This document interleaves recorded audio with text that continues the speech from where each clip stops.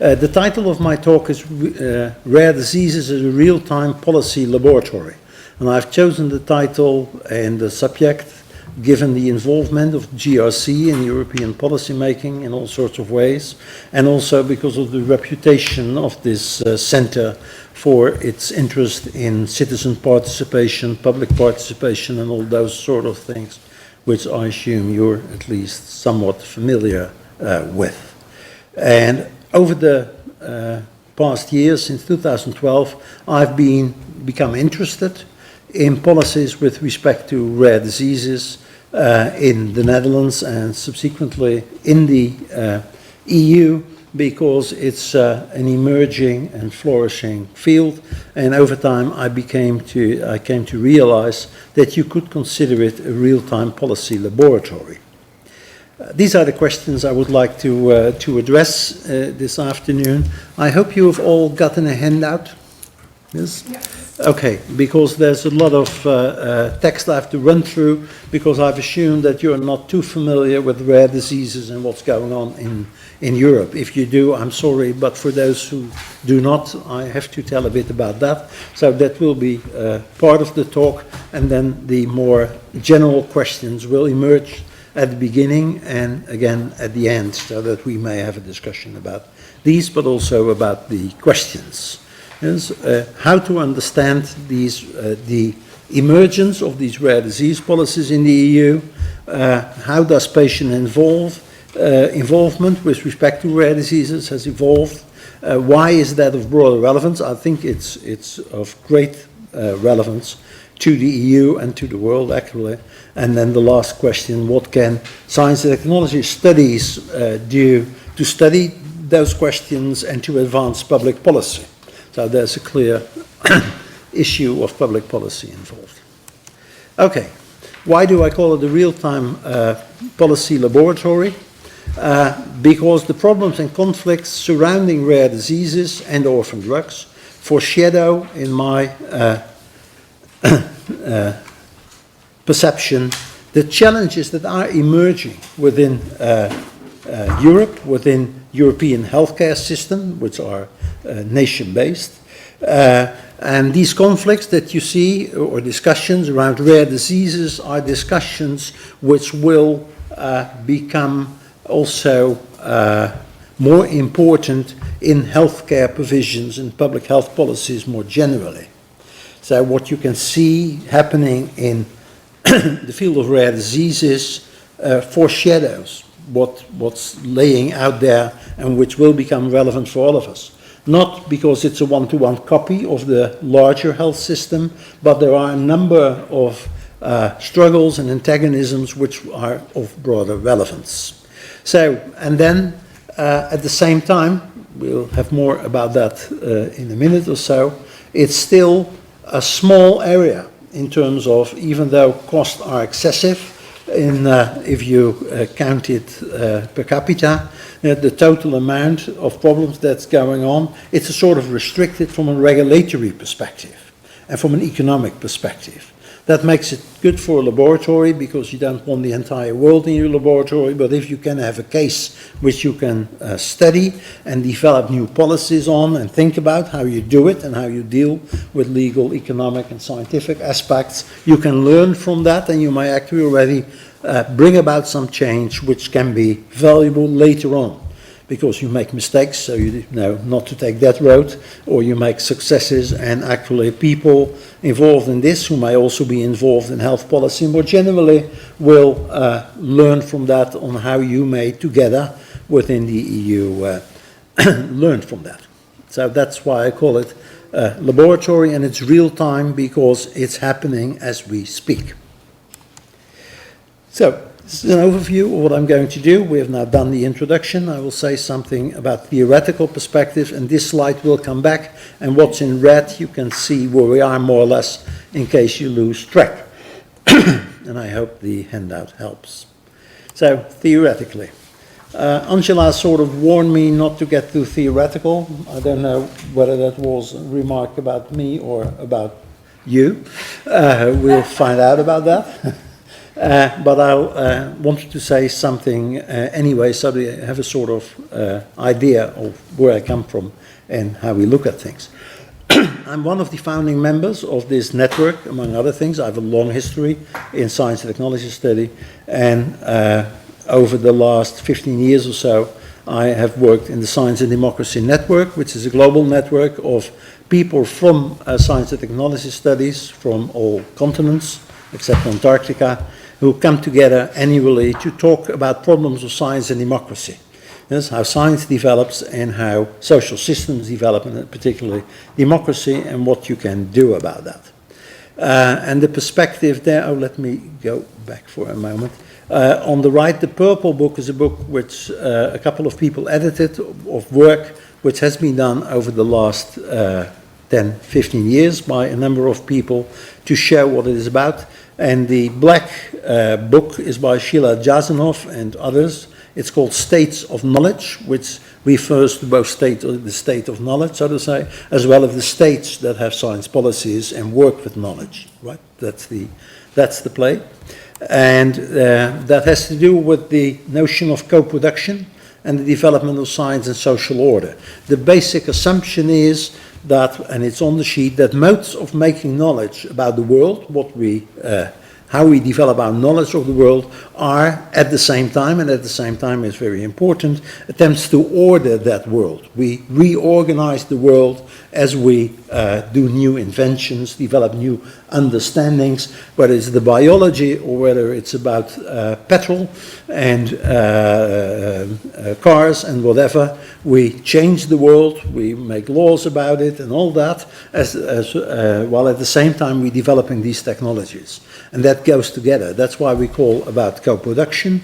And then the interesting thing to do is in empirical work and interpretive work to look at how that work gets done on the science side and on the social side, so the social order side, and how that co-evolves and how that plays out, and that's important relative to some other strands in STS, I would say critically. It's interesting to look how that gets done in different regions, countries, cultures, spheres, or whatever, and to compare how this play of co-production, how this works. Why, for example, if it comes to health, in the US it functions differently than in Europe. And if it comes to, for example, the biosciences and the new biology and all that, all sorts of regulations differ. And actually in the purple book we have a number of chapters on how that works and what different sides. So it's in part comparative, although there's also a lot of case studies. Okay, so far for theoretical perspectives. We will get back to it and to post-normal science and all these issues which you may be familiar with at the very end. First I want to talk a bit about what are rare diseases. This is Chloe. It's good to put a face on it, and that's what I do here, and I'll get back to that later. Chloe was born in 2009, and she has Pompe disease, or Pompe disease. We say Pompe disease, Pompe disease. Americans say Pompe disease. I don't exactly know the difference there. Pompe disease, in any case, is a hereditary storage disease. Its prevalence varies between regions. Yes, in Africa it's different from others. It affects 1 out of 40,000 people on average, and there are two versions. There's an early newborns, an early onset, yes, for babies, and then you have a late onset version, which comes a little later. Yes, and if it's a baby, babies often die in the first year, so they don't get very old. If they are a little older, juveniles and adults, they can cope with it, and they may get, if they get the right treatment, become 30 or 40 or something. That's the figures we have now. So that's quite a problem. It has to do, as all these storage diseases, and if I know anything about this field, it's about storage diseases because I work with people in that field in particular, and I've looked at it for a long time. They say, that's the easiest way to understand it, that every cell is a sort of factory. Yes, and factories produce waste, and that waste has to be broken down and transported out of the cell again, right? And with storage diseases, the breakdown of the, for example, fats in the cell does not work properly, because one of the enzymes that should do that work and get it out of the cell is not there or is malfunctioning. That's the basis. So then it starts to accumulate, and it will affect your heart, your liver, your skeleton, your spleen, and all sorts of things then start to happen. Now we have a lot of these enzymes. Yes, they're all coded for in your genes, and depending on what enzyme is not being produced, you get a different type of problems with your body. And so does Chloe. There's a deficiency with people who have Pompe disease in an enzyme which is called acid alpha glucosidase, or AAG, that's easier, which means that a particular type of waste, which is glycogen, is not broken down. Yes? What that does, it means you accumulate in your body, and it can be everywhere, but normally it affects especially the heart and the skeleton, and then muscles, but it may also be something else. Now, in the course of I think the late 90s or even later, after 2000, they invented enzyme replacement therapy to deal with it. Gaucher disease was the first disease, storage disease, for which that worked, and then the others came, and Pompe is also one of these. The cost of treating that disease is between 200,000 and 800,000 euro per year. So if you become 40, you have to continue to do it, and then you can actually, you can be pretty well under the circumstance. You can actually have a job and all that. Yes, but the amount of money you need, the amount of substance you need, goes up, and so does the price, or not the price, but the cost.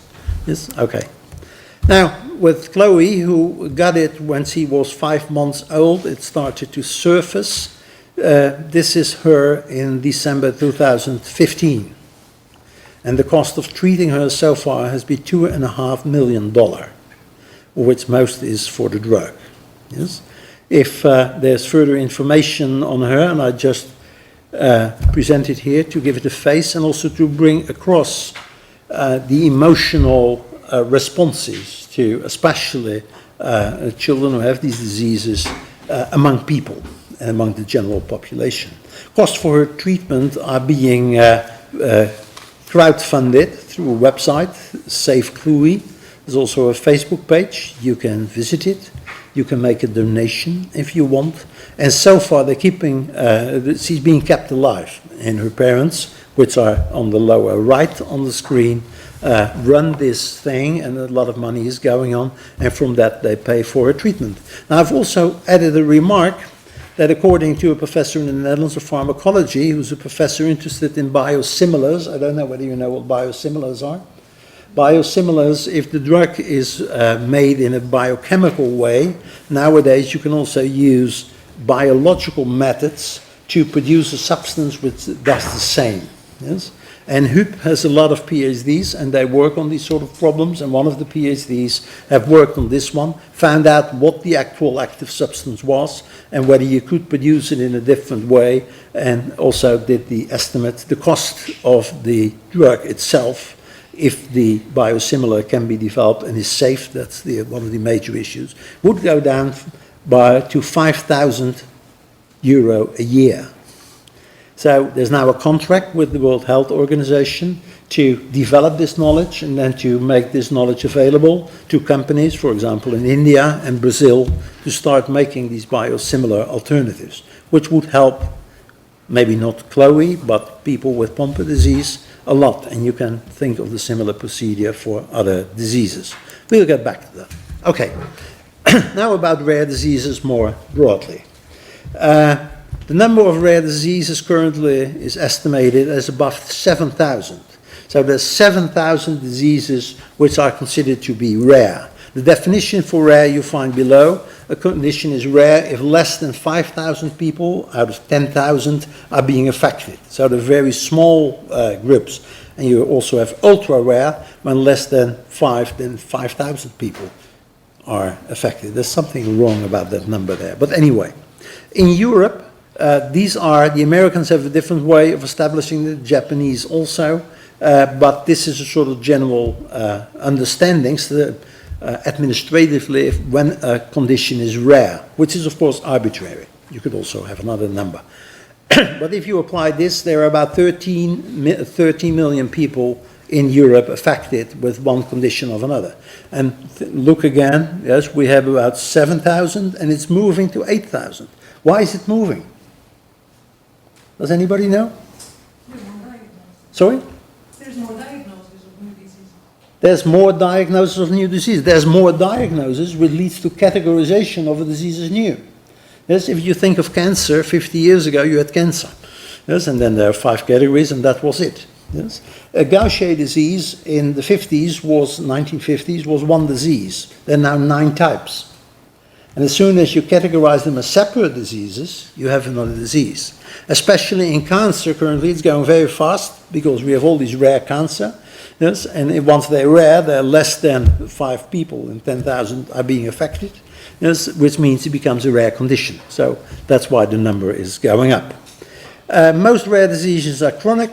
About 80% have a genetic dimension. So many of the diseases are genetic in origin. Yes, there are also something who are not, who are has to do with infections, but most of them are, and that also means that there are many children who have the genes, so to say, the wrong genes or the genes which are not okay. 75% of the diseases manifest themselves in children, and of those, 30% die. Chloe didn't die. She'll be 7 in October. This before they're 6-year-old. Okay. Some more facts. Of many of the diseases, there's little knowledge and there's no cure. There may be a therapy. Yes. Enzyme replacement therapy is not a cure. It's a way to manage the problem. Yes, you replace the enzyme, which is not there, by something, and you can live longer, but you do not get better from this. Yes, that may change once genetic gene therapy develops, so that you can do something about it. But that's still to be seen. But there's hope. Genomics, gene therapy, enzyme therapy is developing very fast since the 1990s. So that leads to all sorts of drugs. But they are often orphan drugs. Do you know what orphan drugs are? Yes, these are drugs which are specially admitted without actual, what many scientists have sufficient evidence that it really makes a difference. Right? What's the problem with that? A, they're very expensive. I already mentioned the number. Yes, can you reimburse people for those sort of costs under a public health insurance system?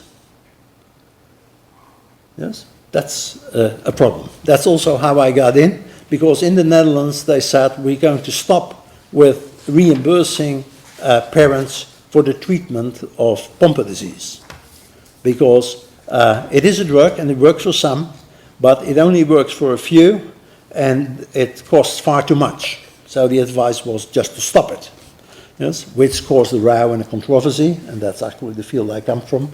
I was actually ill myself at the time, so I had all the time to watch the telly when this developed, and after a day I thought this is not going to work. And it didn't work, because it's very easy with these images to arouse public emotion and to say, well, whatever health economists say, yes, we want these people to get their drugs. Yes, there are legal issues too. So the Health Council, the National Health Insurance Council, proposed to stop this, and also Fabry disease, and they were going to do similar proposal for others. At least that was the plan. They backed off in the face of widespread opposition. Now, why is it so expensive, and why isn't it very effective? Expensive and not effective, because once a drug is there and once it's allowed on the market, there's an enormous pressure to give it.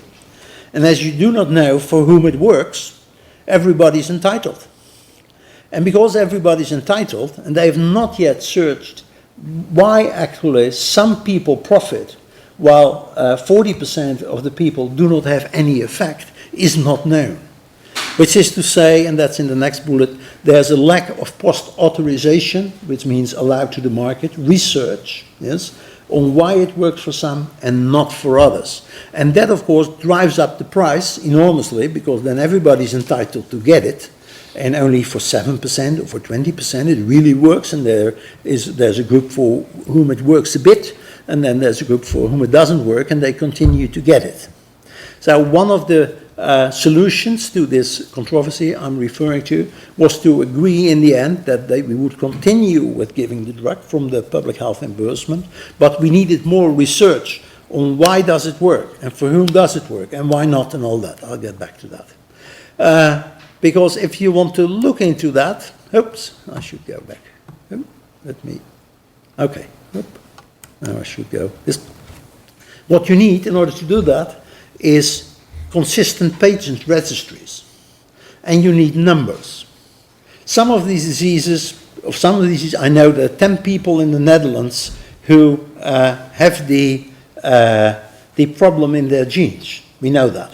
Only 4 of them are treated. How are we going to do good statistical research on 4 people, for whom it works and why, and for whom not? You see, there's a problem.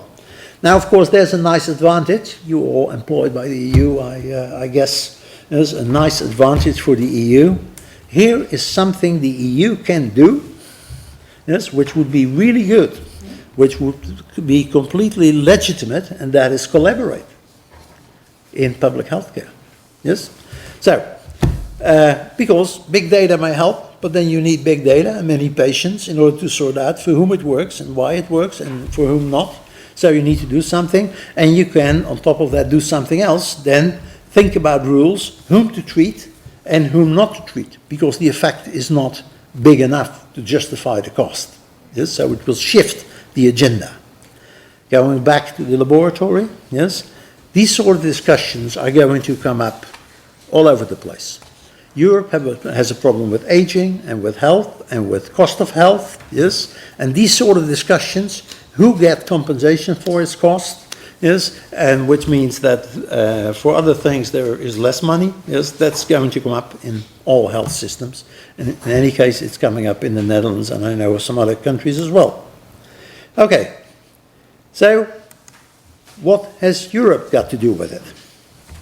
For a long time, Europe had a very limited agenda with respect to health policies, public health policies. I'm stressing public health policies, and you know why, I assume, because the EU has no authority in healthcare policies, right?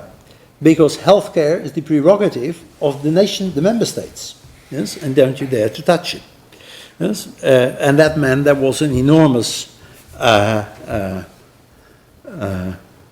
delay, if you want to call it that, yes, or keeping off healthcare issues. Insofar as healthcare issues could be turned into public health, there was a responsibility in the context of the single market and labor conditions. Yes, if one country becomes very competitive because the labor laws and the labor safety and health laws are being fiddled with, so to say, we have a problem with the functioning of a single market. Yes, and labor is also a factor in the market. So through that entry, so to say, this sort of issue came in and the pressure mounted. Then there is the third factor, of course, that from the late 1990s onwards, the idea that Europe was only on about a single market started to change a bit and evolve with discussions about the European social model and so on, and Europe for the citizens and all that sort of thing. So the amount of space to do something about these sort of matters also changed. And that indeed happened. And there are a number of factors there, and I've listed them from, say, 2000 onwards to 2010. First, there were fears, and this has been extensively analyzed on how that worked, also within the EU bureaucracy. There were fears on the financial and economic side about aging and the rising cost of healthcare. There they started to think, the market sector of the EU, we're getting into a problem here. Right? This is going to be very costly, and what to do about it. Then there were worries about innovation. Innovation, advances in biomedicine, developing new drugs, the pharmaceutical industry, etc., and pressing needs, for example, in the context of HIV, to get products early on the market, which is both in the interest of patients who are pressing for it, yes, but also an interest of industry to get their stuff out and on the market if they have anything that may be of use and potentially profitable. Otherwise, they may not apply unless they see a point in earning money there. I already mentioned the European social model, and a special role was played by the European Court of Justice, where there were a number of famous cases in which people took their national government or insurers to court about issues, about their rights, because we are all European citizens. So why would it be that if you live in the Netherlands or France, you get very good care, yes, and you don't get it if you're in Latvia or Estonia, etc., or whatever. Yes, there are a number of these cases in which the interpreters of European law said you can't do that this way. These governments have to do something. This is not in accordance with the European law. So that put a lot of pressure on the system. And then, of course, there were lobbies from pharma, doctors, patients, and whatever, yes, who pressed, of course, to do something about it, to get products on the markets, orphan drugs, to have them reimbursed, yes. And you had a fight between the EMA, the European Medical Agency, which emerged as a central European agency. This was still a single market thing, to approve these things, and national governments, because it was a compromise, who can then still say, yes, it is allowed on the market, but not here. That would be a little difficult to say, although they say we'll do our own test on efficacy before we allow it, and then you could allow it, but say we're not going to reimburse for it, because that's a national prerogative, right? So that was going on, and then these lobbies were pressing to have these things, and to have them reimbursed, of course. And then, also, as a part of it, rare disease became a priority area.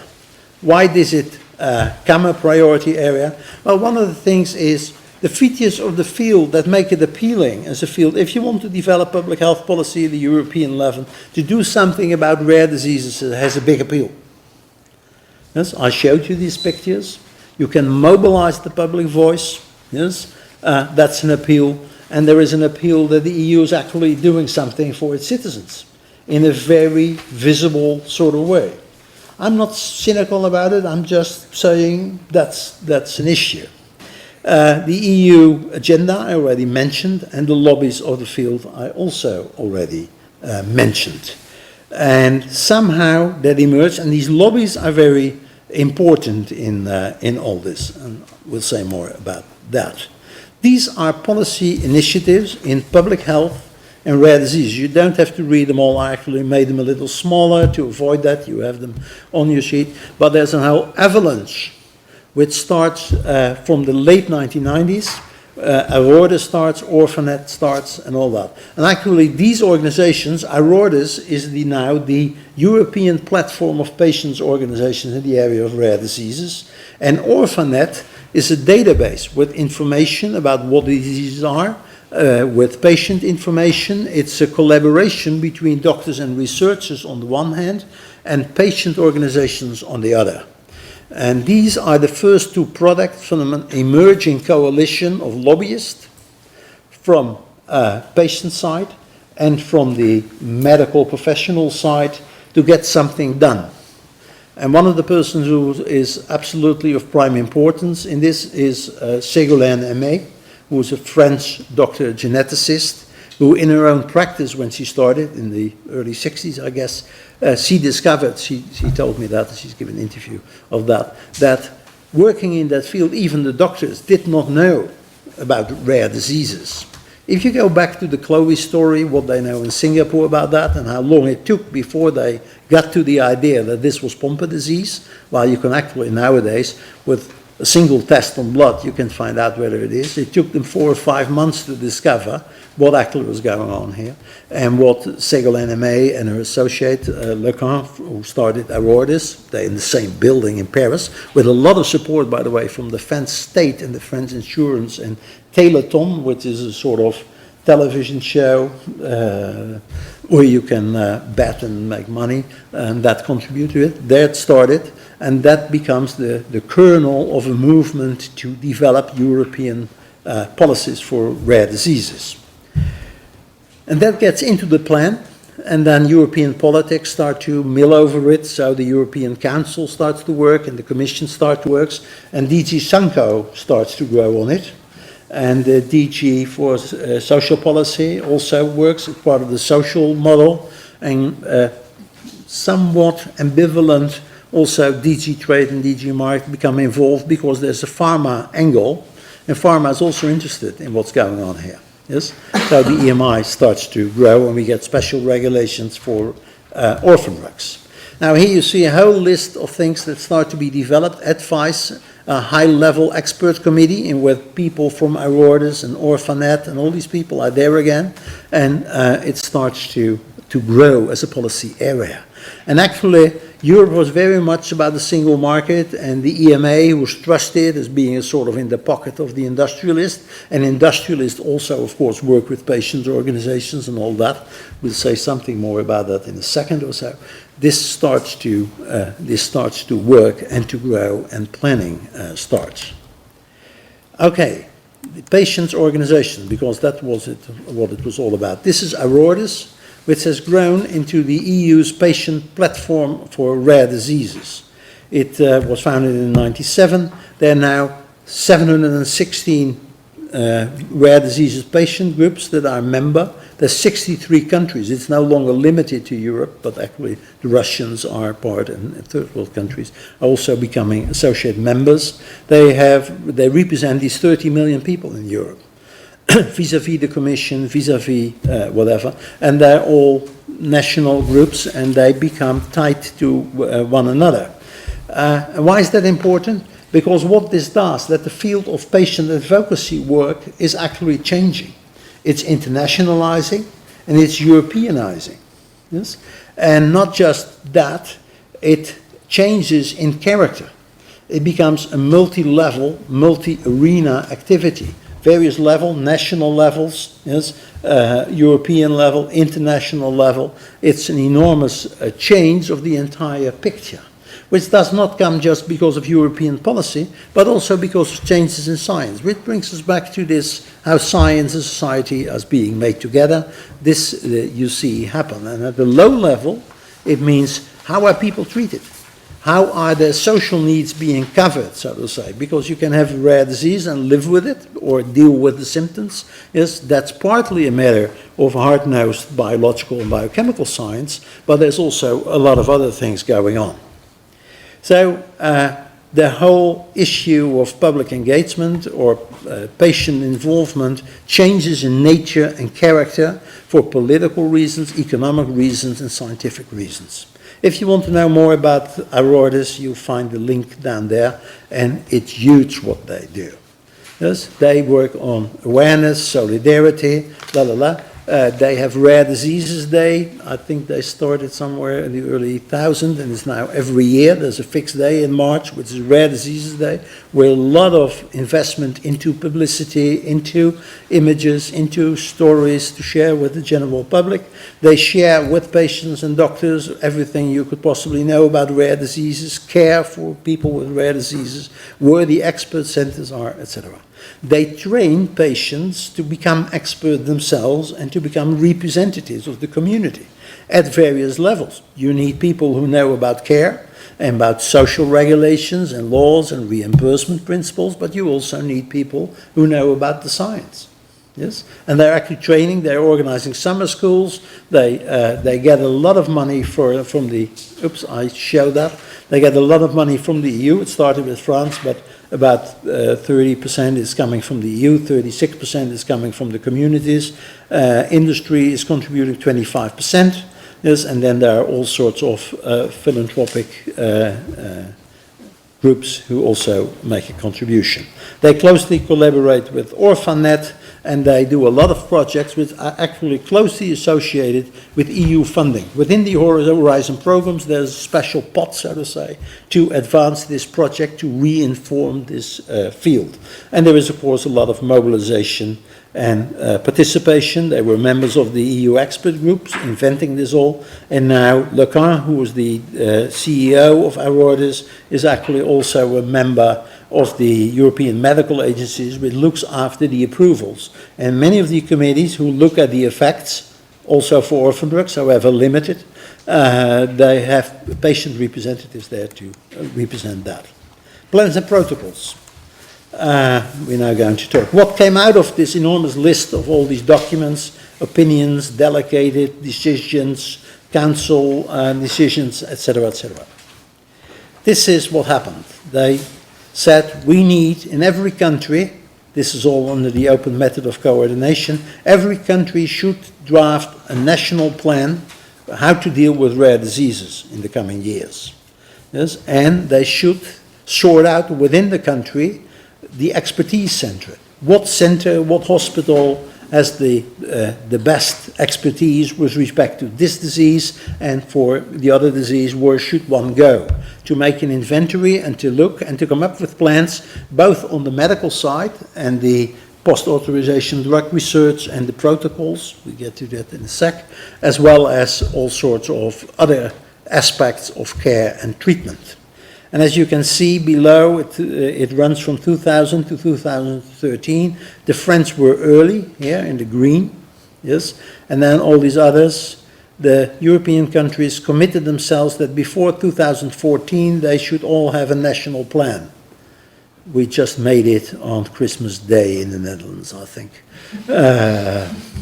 which was interesting also for another reason. Then there are the others.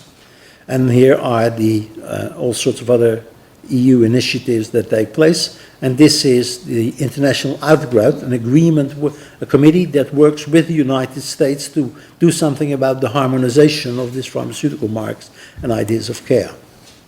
Current developments.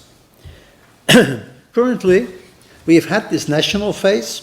In most countries, or quite a number of countries, we have decided on these national plans, and we have selected these national expert centers. So in the Netherlands, Erasmus University is the national expert center for Pompe disease. There actually they developed the knowledge about this enzyme replacement therapy, yes, and sold that knowledge to Genzyme. They have an agreement with Genzyme. They're not too friendly with Mr. Schellekens, who says, I can have it produced for 5,000. Well, at least Genzyme is not too happy. In Rotterdam, they prefer to shut up about it, and they're part of the movement. So Rotterdam has there, Amsterdam is a specialist center for Gaucher and Fabry, and for ALS and all these diseases, not all of them, but there's some 3,000 which are sort of known of what this is about and what you may do. And they are now divided into groups, and then at the European level we'll have expert reference networks. That's what's going on. The call was out this spring so that people could group, specialists from the centers, these expert centers could group and make a plan, submit it to the EU, and then you would get recognition. The goal is to share that expertise. We can, of course, start to move around patients, for example, from Latvia and bring them to Rotterdam to be treated and all that. It may also be better to share the expertise, yes, and to work on the expertise and what good treatment means, so to benchmark, if you want, and to share that knowledge and make accession points. If somebody somewhere wants to know about this, you can go on the web and find out and get better treatment. That's the sort of dream or imaginary which is beyond it. Now, what will they do apart from sharing? Another thing is to make protocols, to test, to do research, and to review practices, right? That's what you do. And there's already a lot going on in some areas. The doctors have been, and the medical specialists have been grouping together. For example, in Pompe, Fabry and Fabry disease, in which I was involved on the side, to come up with what's the optimal treatment. And the other side of that is, when do you say to somebody, we stop? This is about stop-go treatment. When do you start with the treatment? And when do you decide this makes no sense? You can throw 400,000 euro at somebody, but this is not going to work. Yes? And there was an agreement in the Netherlands with the patients' organizations. They were involved in setting these protocols, yes, on what to do with, and then how to make the calculation, how to assess it, so to say, to see whether you're doing it right, whether you should perhaps continue a bit longer or do it a bit differently, how to develop that sort of knowledge. This is post-normal science, right? You're the specialist in the room here, I assume. This is post-normal science. We'll say more about that. Okay. The idea is that the key actors, because this is about care, yes, the key actors are medical professionals. They are at the heart of this European reference network. But the EU has stressed from the very beginning, that has to do with the lobby where it comes from also, and from ideas about the importance of the patient's voice. Yes, they have always said these patients should be represented, right? Which is great. Of course, industry is also involved. And there is then a problem emerges because the EU has said we want this to work, we want this to happen, we want these centers, and then the next question from some of the doctors was, and who's going to pay for this? Right? And then there was a problem because the EU said we don't have money. So we have to go to the national government to say, do you have money? And they will also say, well, that's the problem here. Yes. And then there is industry. Industry has sort of taken a back seat on it. They're in favor of it. Yes. They've not said, we'll throw in the money. Yes. They're very well studied in how they respond. Yes. But of course, industry has also an interest there. They produce these orphan drugs, which will be used in treatments, which will then be evaluated. So if you give them a place at the table, you have a conflict of interest situation. And actually, together with a number of professors, 23 in Europe, on metabolic diseases, we wrote a position statement that industry that is directly involved can be part of the assessment team. And doctors who are paid by industry, especially on a personal account, yes, if you earn money, you can be also a part of these assessment teams. This led to, and I've kept the discussions in the mail, to interesting discussions, because some of our colleagues said, but then Eastern European specialists can take part, because they are all on the payrolls of industry. And the people at the Commission said, well, we'll deal with that later. Yes, let's first get these networks and then we'll deal with the ethics. But there are problems there. And also some patients' organizations, of course, have close relations with companies.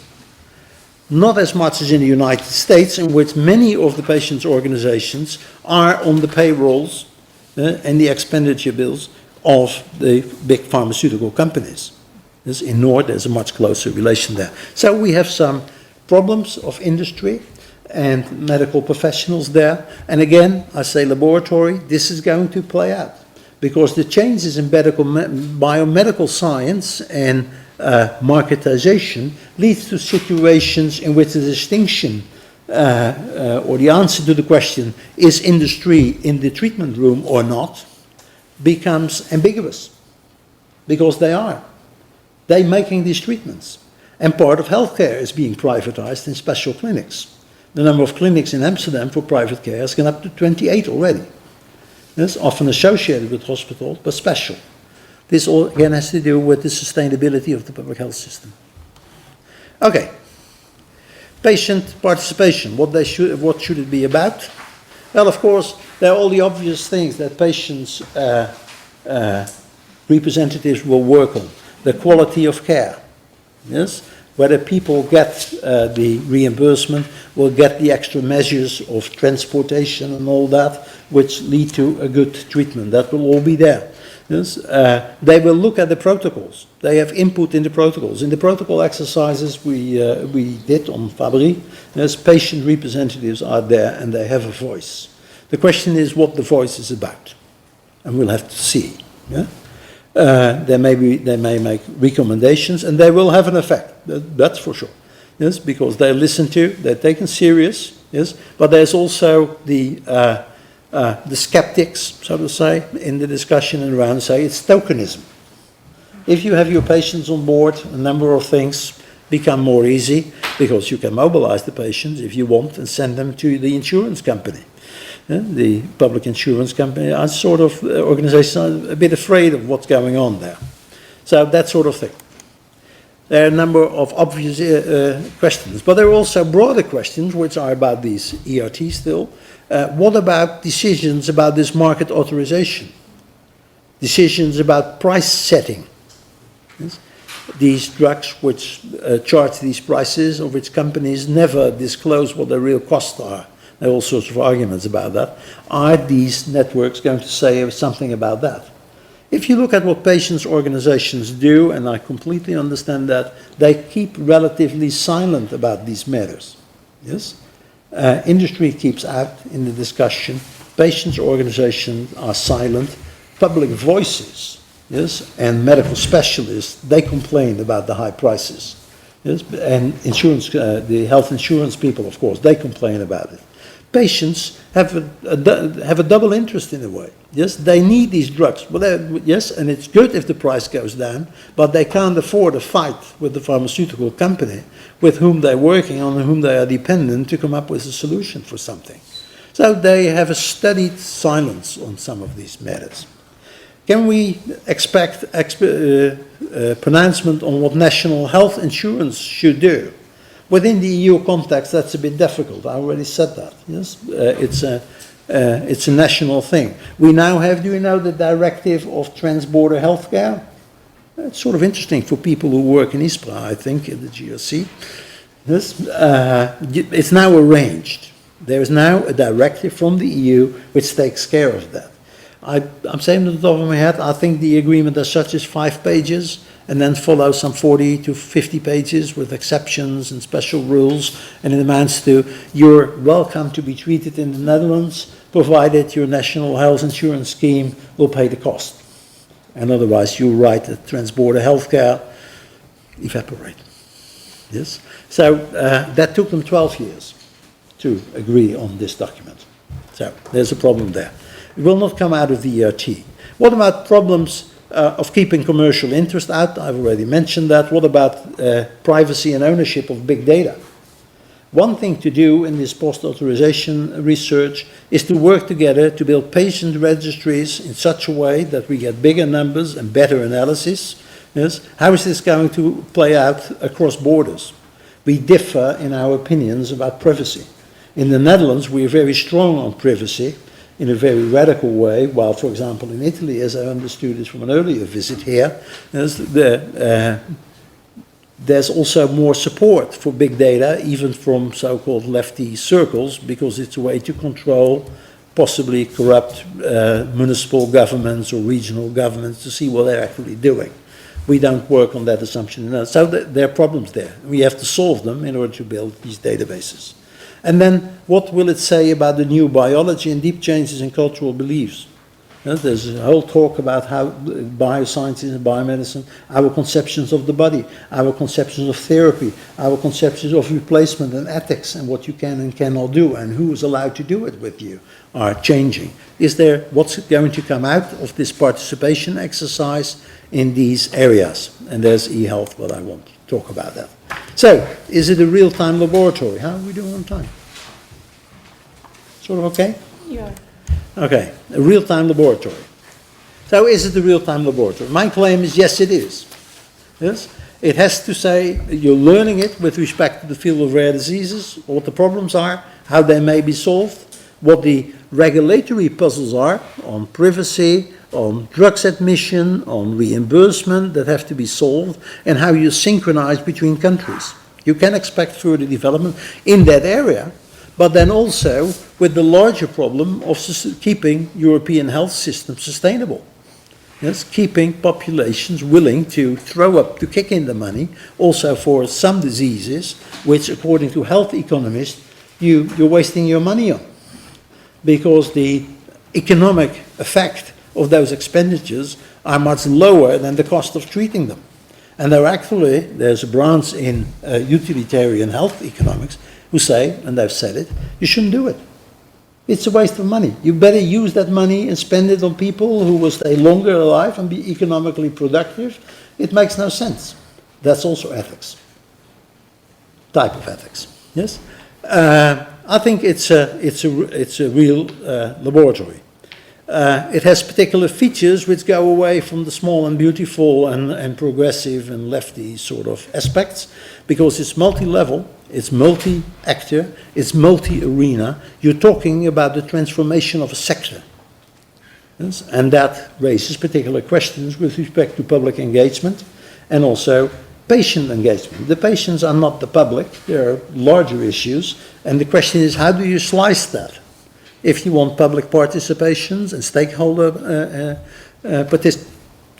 participation in this sort of transformation, and there are many reasons to find it a good thing, how do you do it? What's driving this process? Many of the forces I mentioned are also operating on a level and a domain which is 10, 20 times as big as rare disease issues. Yes, because they're about healthcare in general. They are about food and healthcare. Yes, so it will all come back. You can ask, what are key imaginaries? What are key imaginaries about health, about the biosciences, about us in Europe, about the EU, if you want, and about us humans relative to other things. So you can ask a lot of these questions. What is the role of patients' organizations and the other actors? Yes, which leads to the question, now what's being co-produced here? And if you do it in a comparative way, what's being co-produced here? What's the role of patients' organization in EU policy making and the public more generally? And what's, for example, the role in the United States? Yes? How is trust being organized? If you say in the United States that the government should be in charge of all that information, they will boo you. Yes, they prefer to trust their company, the company who's paying for their health care, and who is also the owner of their health information. If you're an employee, I know of people in states in America who do not have access about their own information about their own diseases because the company doesn't want them to. Yes, in Dakota, for example. Yes, so we have some slight differences on how this is being arranged, and there's something to be learned by comparison. So now what about STS? What does it have to do with, well, it's very much also, for one, about the demarcation between science, care, and public health. Go back to the protocols. Go back to the work these ERNs will be doing. In part, it's about hard-nosed, positivist, whatever science on whether something works or not on a cell and enzyme production, and which of the 54 genetic defects in one gene cause Pompe disease, and what to do about the one and the other, and what works and all that. This is all science, I would say, right? But if you talk about treatment, you're also looking at what works. Yes, what additional measures are necessary, how to cope with other symptoms, because these are all diseases, it's in your cells, but it affects your heart. Yes, most of these people, especially the juveniles, they die from heart failure, because it affects the cells in the heart, because specifically works strongly there, or the skeleton, so they'll get respiratory problems, and most of them just die for lack of breath. These babies, before their first year, they just give up, so to say, right? So these are other sciences, and they have to do with treatment, yes? So science, care, and then how does public health, how does healthcare, the other measures you need, how does that come together in a protocol? Because these protocols are about all three of them in principle. So that also brings in the views of patients, the experience with care, and how to integrate that in these health policies. Yes? And how do you control the people who only want to sell the pills, yes, without sufficient control, or whether it helps, and whether these people get not really better, but at least it becomes slightly more acceptable. So that also all falls under the post-normal science category. You could say it has to do with citizen science. Alan Irwin passed by here, I saw, and he's one of the citizen science. What can citizens themselves do in order to help this? And patients organizations and families are not just pitiful people. They're very smart people. Yes, they are lay people maybe with respect to some of these experts, but they're people who have PhDs, they're family of PhDs, they're lawyers, they're economists, yes, they can have a lot of input if you organize it in the proper way. The distinction between lay and expert is up for grabs. You may be an expert on the cell, but very much a lay person if it comes to insurance systems. So, what could open science and do-it-yourself science do? Maybe. Part of the do-it-yourself science is being developed within patients' organizations and groups of patients who look at particular patterns, who collect information and do research. There's a lot, both in Aurortis, but also in the American sister organization, on how do you do research? How do you observe yourself, your own body, your reaction, and turn that into something slightly harder that you can bring to the table when you talk with the medical specialists who are partly scientists but also partly in charge of medical care. So maybe. Is it about evidence-based policy making? Yes. It's about treatment protocol? Yes. But, yes, what is evidence-based here? Yes, what does the opinion of the collected opinions of patients about care, do they make a difference? And we know it makes a difference also in the outcomes of care, if not in the functioning of the cell. That's of course another matter, yes? From our collective experience, the chance that you think of something that you could do at the level of the cell, that's a bit complicated. But all these other aspects, you can have a lot of do-it-yourself science. Now, is it translational medicine? You know this new, nice movement, yes? There's a lot of discussion on that translational, how you turn medical findings, so to say, into treatment practices, how you translate it to medical practice. It's called translational medicine. There's a critique of that movement because it's too science-driven, according to the critics. You also should look at the other way, translating it back, so to say, translating the experience of treatment and what it has for the patients back into the treatment and policy making. Yes. And what's so nice, and I put it on, I was too tempting, say, there you have co-production. The moment that happens, that you combine these experiences, yes, patients have, and that gets systematized and tested and talked about, and you translate them back into what does that mean for what you would want to develop, yes, step by step, yes, you get co-production. Because then the science agenda, what you check for, and the agendas about care and how to make it affordable come together. You change the organization of healthcare, and as a result of part of society, and you change research programs in what sort of things you're looking for and finding in order to better treat these conditions, and maybe also as a spin-off, treat other conditions which are much less rare, because some things are actually nowadays, they go that way, but you also see that common condition, we have had some stories over the last couple of years, medicines which were there for ordinary diseases, so to say, are being turned into rare disease treatments, and then some companies raise their prices by a couple of 100%. Yes? So translational medicine all the way, yes? Which brings us to the price and nature of future public health. Thank you.